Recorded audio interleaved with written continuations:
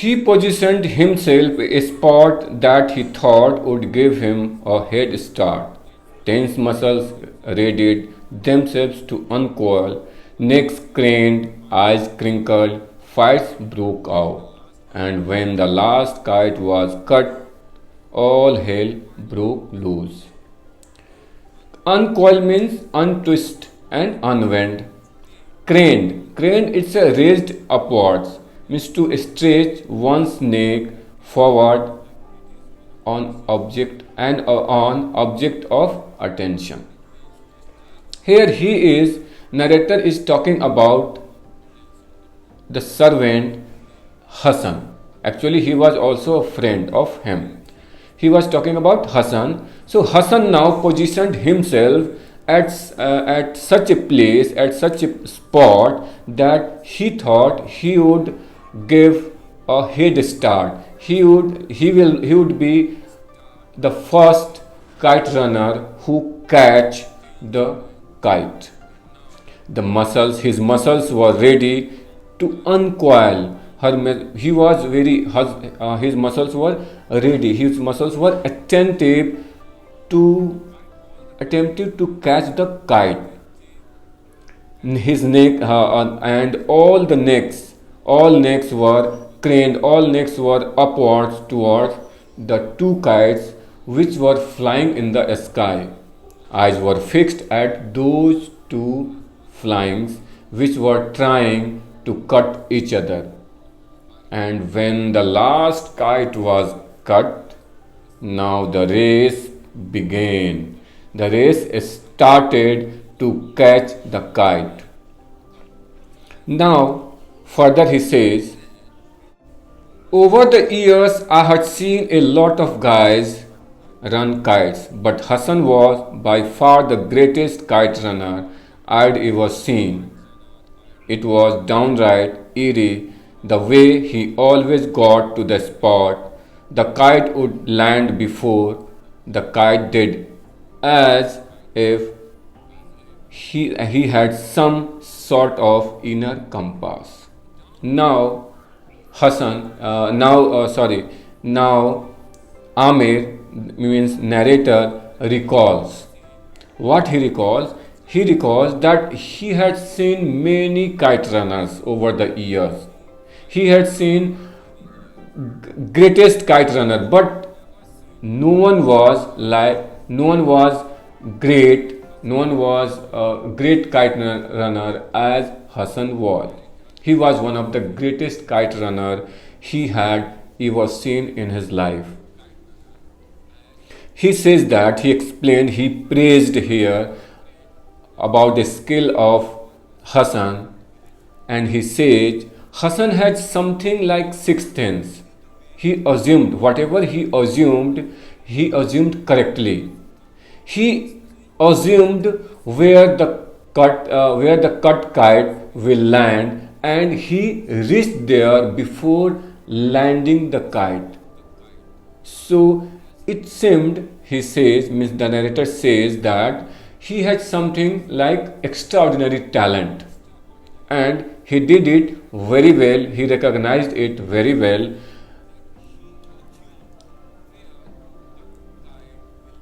The day of the tournament dawned, streets glistened with fresh snow, and the sky was blameless blue. Now, the narrator is speaking about the present time. The day of tournament had come, and it was started. Street lights, glisten means shine, means shone. Glisten means to shine by reflecting light. So streets were shining with fresh snow, and the sky was absolutely blue. There was no other spots in the sky. It was absolute blue.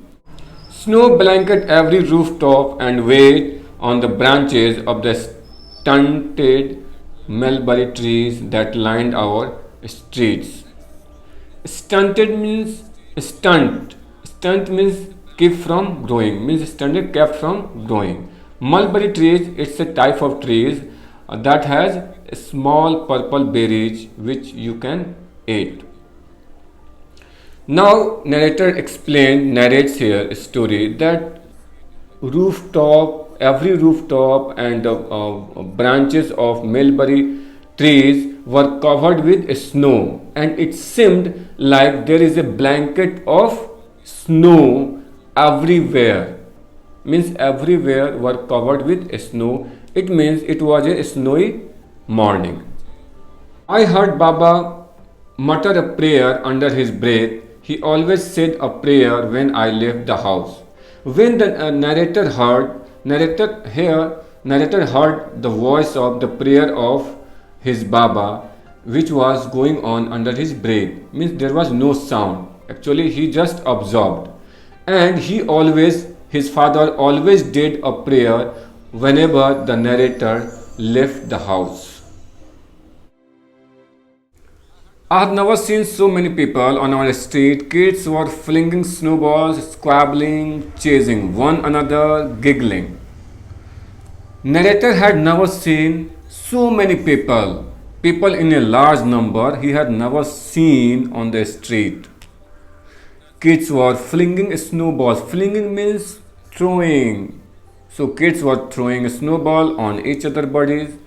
Squabbling, they were arguing, they were chasing one another, they were laughing. So all kids were enjoying the kite fighting like a festival.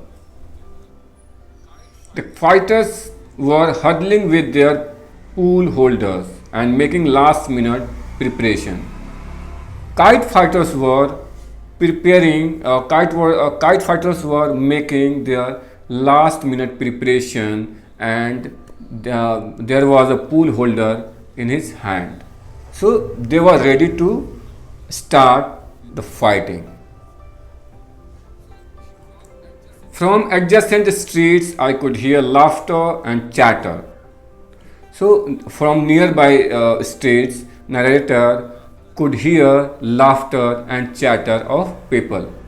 Already rooftops were jammed with spectators reclined in lawn chairs, hot tea steaming from thermoses, and the music of Ahmad Zahir blaring from cassette player.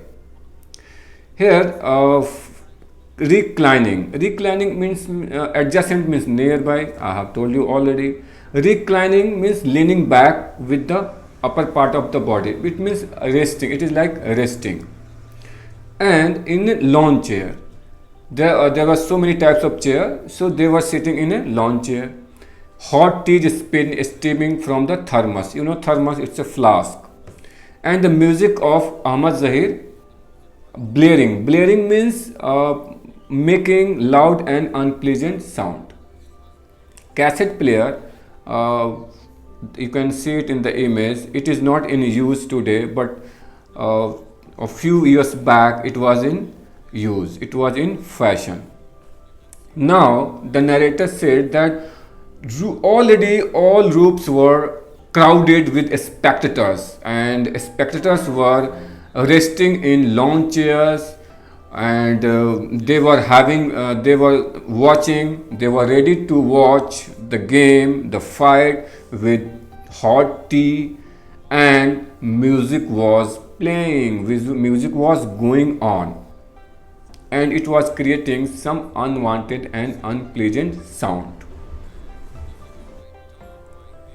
I turned my gaze to our rooftop, found Baba and Rahim Khan sitting on a bench, both dressed in winter sweater, sipping tea. Now narrator looked towards the rooftop, and he carefully saw that his father means Baba and there was another man, Rahim Khan, was sitting on a bench, and they were waiting for the fight, and they were dressed in winter. Dressed in winter clothes. It means it was a winter season, and both were sipping tea. Both were enjoying tea.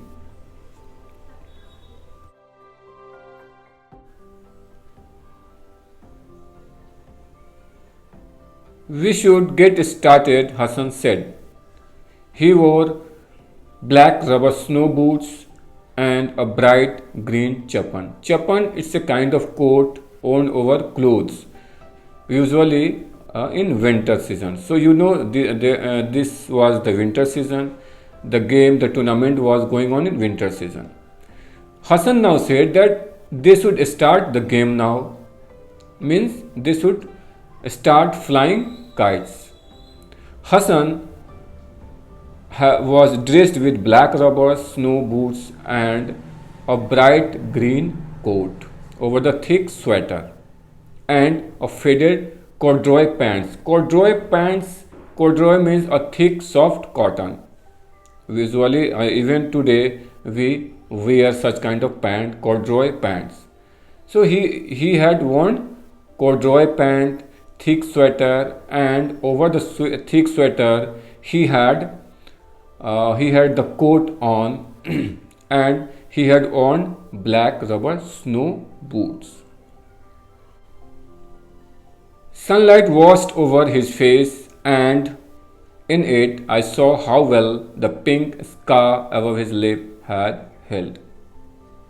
So in the sunlight, the narrator saw that the pink scar which was earlier on his face, means on the face of Hassan, it was now held. It had been held. There was no scar. Suddenly, I wanted to withdraw, pack it all in, go back home. What was I thinking? Why was I putting myself through this when I already knew the outcome? Now, the narrator realized that why he was participating in the game. Why? Why he was taking part in the game? Suddenly he realized he wanted to withdraw himself. He wanted to pack everything and go back home. What he was thinking? He said, what I was thinking, the narrator said. Why he was putting himself through this? Why he was going through it? Why he was participating in the tournament? Why, when he already knew the outcome, he knew the result, what will happen? And what will happen? The result will be that the Hassan will win the game.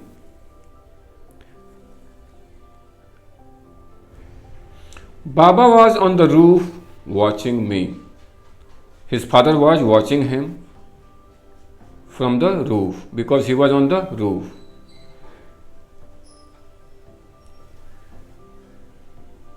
I felt his glare on me like the heat of a blistering sun. The narrator felt that his father was angry. Why he felt? Because his glare, his looking was very stern look. He was giving very stern look. It seemed like it's a heat of blistering sun. Blistering means very strong. This would be a failure on a grand scale, even for me. I am not sure I want to fly a kite today, I said. Narrator said that if he left the game, if he didn't take part in the game, it would be a great failure for him. He was not sure to fly kite that day. It's a beautiful day, Hassan said. The day was very beautiful. I shifted on my feet. The narrator shifted his feet, tried to peel my gaze away from our rooftop, and after moving his feet, the narrator take away his look from the rooftop. I don't know, maybe we should go home. And he said he has no idea that whether the day is beautiful or not, or they should go home back.